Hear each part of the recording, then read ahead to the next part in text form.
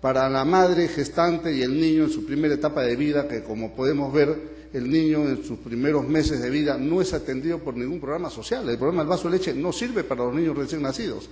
Así es que tenemos que entrar en un programa que tome a la madre gestante y al niño recién nacido y lo nutra, porque esa es la etapa de vida de formación de neuronas. Si un niño no está bien alimentado en su primera fase de vida, no va a aprender bien, no va a razonar matemáticamente, no va a tener comprensión de lectura, etcétera. Señor Walter Aguirre. Yo creo que todos coincidimos con que la única manera de combatir la pobreza es generando empleo. El tema es cómo generamos ese empleo. Nosotros hemos hecho una propuesta concreta de que vamos a inyectar 5.000 millones de soles al agro, que es el sector más sensible en cuanto respecta a empleo y donde cuesta más barato generar empleo. Con 5.000 soles que se apliquen en la agricultura, se pueden generar 2 empleos por año. Si aplicamos 5.000 millones de soles, podemos generar 1 millón de empleos en el agro, que es el sector donde hay más desempleo y más subempleo. El señor del Castillo dice de que nosotros estamos favoreciendo a los bancos cuando vamos a tender un puente para que la plata del sistema financiero llegue al campo. Yo no veo cuál la sensación es esa. El banco, cualquiera que sea, banco privado, banco nacional, etcétera, su misión es prestar dinero. Y si no son sujetos de crédito precisamente los agricultores, es porque no reúnen los requisitos que reclama la banca, las garantías reales que exige. Entonces, la intermediación del agrobanco va a permitir suplir esa carencia, esa deficiencia. El agrobanco va a otorgar cartas fianza a los productores que previamente hayan sido calificados por las agencias agrarias, que se convertirán en entes de asistencia técnica y además en supervisores del crédito. El señor de Castillo no dice, por ejemplo, porque no se conoce seguramente, que los únicos programas de crédito que funcionaron en el ex Banco Agrario fueron los de crédito supervisado, vale decir, donde iba casada la asistencia técnica con el crédito. De otra manera no funciona. Entonces, el hecho que nosotros digamos tender ese puente no quiere decir que estamos favoreciendo a un banquero o a otro banquero. Estamos diciendo lo que es una realidad. El Estado no tiene plata para transmitir el dinero que necesita el campo, que son 8.500 millones de soles al año. Entonces, tenemos que facilitar que accedan a la banca formal. Walter Aguirre, tenemos que interrumpir rápidamente la transmisión porque entramos a la franja electoral, un poquito de reposo y luego vamos a ver cuáles son los temas aún no tocados en este aspecto de lucha contra la pobreza. ¿Dónde está la participación de las organizaciones populares? Hasta ahora hemos oído casi esta promesa generalizada, se reconoce que hay que crear empleo como punto de partida, pero lo otro es también saber cuánto se destina específicamente para salud, educación y nutrición, porcentualmente del presupuesto. Y finalmente, el otro tema es cómo se puede efectivamente mejorar la efectividad de los programas sociales. Sobre eso hay estudios, debates y planteamientos. No hemos escuchado nada de eso, señores. Bien, estamos entonces en la réplica del tema segundo, reducción de la pobreza y políticas sociales. Hemos señalado pues que se necesitan ver algunos otros aspectos, sobre todo organización, participación de la población y finalmente efectividad. ¿Qué porcentaje del presupuesto se destinará a salud, educación, nutrición? ¿Qué hacer con el SUTEP? Que es uno de los temas que se ha ido tocando con respecto a la educación y lo han señalado directa o indirectamente casi todos los candidatos. ¿Cómo lograr la integración de los servicios de salud? Que también se ha dicho en casi todos los casos que es urgente y necesaria, pero no es sencilla, no se ha logrado hasta el momento. Hay cosas puntuales, muy directas y concretas, señores candidatos. Es el turno entonces de don Juan Inchaustegui del Frente de Centro. Bien, surge de este comentario de Raúl una reiteración, porque yo ya lo pronuncié anteriormente, de la importancia de hacer una consistencia de las ofertas en términos presupuestales. porque 650.000 puestos pueden costar, según la relación de elasticidad del producto a la generación de empleo, pueden requerir un crecimiento del orden del 10 o el 11%. Algunos economistas dicen que es distinto. En fin, por el otro lado, meter 5.000 millones al agro me parece una intención estupenda, plausible, pero hay que ponerla en blanco y negro.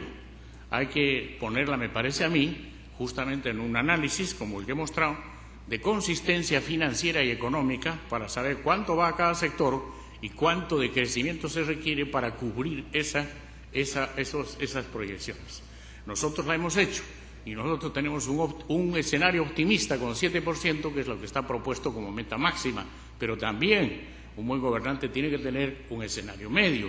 Ese escenario medio de crecimiento del orden del 5,5 o 6% nos da unas posibilidades de aplicar prioritariamente dinero ¿a dónde? A educación, para lo que está propuesto como crecimiento, a salud, 300 millones de soles anuales, a seguridad interna, donde hay que multiplicar los servicios, aumentar los policías, generar una oferta para evitar lo que nos aqueja ahora a todos los peruanos y, desde luego, para el tema también como dije antes, de la educación. Pues bien, esta parte económica no se ha explicitado. Ahora, hay otra parte importantísima, es la fiscalización ciudadana. Decía Raúl, ¿cómo participa la gente? Para nosotros hay dos vectores o instrumentos fundamentales. Uno, el municipio, que a través de la descentralización ha adquirido poder y capacitación, y las mesas de concertación de lucha contra la pobreza. Han probado ser un estamento, una entidad eficiente para esa fiscalización ciudadana.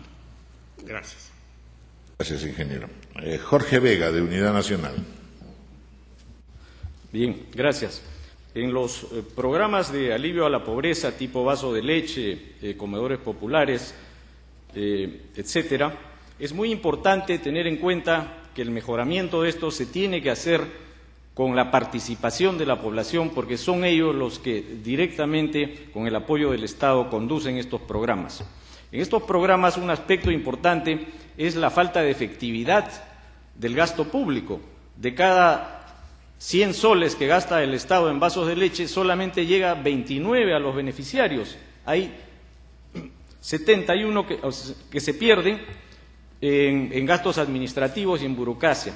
Esto no puede continuar y esto no es muy difícil de cambiar. Nosotros tenemos presupuestados nuestros programas sociales en una hoja de cálculo donde se puede apreciar, nos referiremos a esto más adelante, que nuestro presupuesto se encuentra perfectamente balanceado. Por ejemplo, nuestro programa de seguros de salud para toda la población tiene un costo estimado de 700 millones de soles, que es perfectamente financiable. Bajo este programa hay 8 millones de peruanos que no tienen en estos momentos ningún seguro de salud, amas de casa, vendedores ambulantes, taxistas, mototaxistas, todos ellos perfectamente, con los recursos del Estado bien administrados, podrán tener un seguro integral de salud que hoy no lo tienen. En cuanto a la educación, yo quiero referirme a mi experiencia personal. El gran deterioro de la educación peruana se produce con el régimen del general Velasco Alvarado, a quien tanto admira el candidato Humala. Yo estudié en una escuela fiscal, la Escuela Fiscal 472 en Magdalena y en la Unidad Escolar Bartolomé Herrera en la Avenida La Marina. Educación de gran calidad que había en la época de los 60 y que fue destruida por el gobierno de Velasco Alvarado. Hasta hoy no nos hemos podido recuperar de esto. Nosotros recuperaremos la calidad de la educación peruana, que era líder en América Latina. Señor Jorge del Castillo, del Partido Aprista. El candidato señor Humala ha dicho textualmente que la única manera de combatir la pobreza es crear empleo. Pero yo he demostrado que en lugar de crear empleo va a desaparecer el empleo. Porque al final de año vence la ATPA, se pierden decenas de miles de puestos de trabajo. Eso es un hecho concreto. Es un hecho concreto que si por un lado dice: vamos a revisar los contratos. ¿Y qué pasa con las concesiones ya dadas? ¿Qué pasa con los que están trabajando? ¿Y qué pasa con los que iban a trabajar en el Interoceánico, en todas estas empresas que tienen contratos, que era el proyecto estrella de este gobierno y que todos los pueblos han apoyado? ¿Qué va a decir Puno? ¿Qué va a decir Cusco? O sea, que se prestaban a votar por el señor Humala y ahora saben que se le va entre los dedos el famoso proyecto. O sea, no van a crear ni empleo ni van a hacer las obras. ha entrado en una gran contradicción. Primero dijo que no tiene razón de ser el Banco Agrario, pero en su segunda intervención dice que el agrobanco sí. Pero sí es la misma chola, amigo. Es la misma cosa. Banco Agrario o agrobanco es lo mismo. Solamente que no le quisieron poner por mezquindad el término Banco Agrario. Pero usted lo quiere usar solamente como el banco que dé garantías, que dé avales. No quieres que sea... Entonces, si solamente da garantías, ¿cómo supervisa el crédito? Hay una contradicción, evidentemente. El avalista no va a supervisar el crédito. Yo creo que la gran influencia que tiene sobre ustedes el señor Salomón Lerner los ha hecho inclinarse al sistema bancario de una manera ya exacerbada.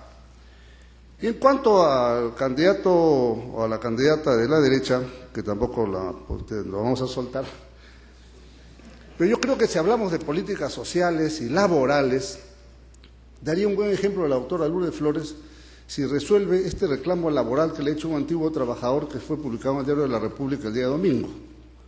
Un candidato a la presidencia de la República que dice que defiende el derecho de los trabajadores no puede dejar de pagar sus beneficios sociales a un trabajador de ella.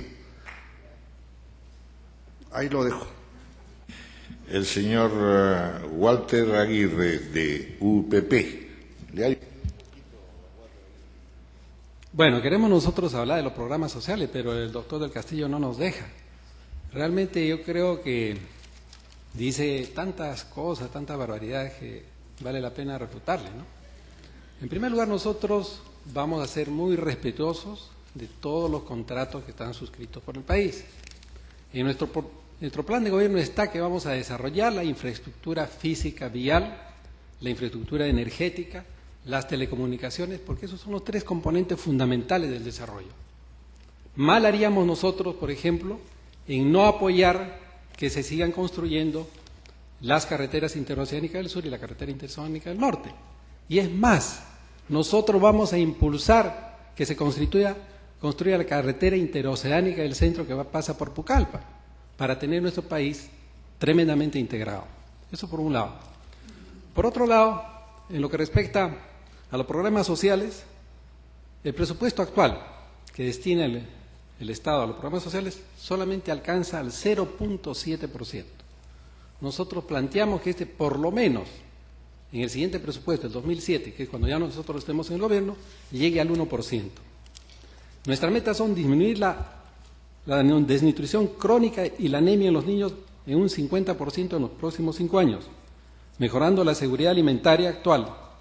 Actualmente la desnutrición crónica afecta a los niños que viven en extrema pobreza a un 40%. Aumentaremos la cobertura de agua potable y saneamiento a 1 millón de personas que viven en pequeños centros poblados menores a 5.000 habitantes. Disminuiremos en 1 millón de personas el número de pobres extremos en los próximos 5 años. En el tema de salud, nosotros estamos planteando que la salud es un derecho de todos los peruanos. Y eso significa que tenemos que integrar todos los sistemas de salud que en este momento están desarticulados. El sistema de salud, el del Ministerio de Salud e inclusive los sistemas de salud que manejan las Fuerzas Armadas. Muy bien, muchas gracias a los señores. Hemos terminado el bloque 3, reducción de las y políticas sociales. Ingresamos al bloque 4, seguridad nacional, seguridad ciudadana. Como bien sabemos, a lo largo del debate electoral y de la presentación de los planes de gobierno, después de empleo, prioridad básica, después de políticas sociales, el otro gran tema, y ha sido de alguna manera ya abordado por los participantes, es el de la seguridad interna, con todos los correlatos que tiene que ver con los temas de violencia, con los temas de terrorismo, de narcotráfico y con los temas en general de inseguridad ciudadana urbana. Pero por otra parte también han habido planteamientos con relación a las fuerzas militares y a la situación del Perú estratégica en relación con sus vecinos y con las políticas de seguridad nacional. Allí han habido también expresiones muy claras con relación, por ejemplo, pues a Chile, al armamentismo de este país, la política con nuestros otros vecinos, etcétera. Son aspectos centrales en los cuales, aparte de tratar de conseguir el voto policial y militar, que también se ha visto de ello en las largas ofertas, estamos en verdad en la necesidad de redefiniciones muy importantes con respecto a estas dos áreas. Es el turno en primer término del señor Jorge Vega de Unidad Nacional. Seguridad ciudadana, seguridad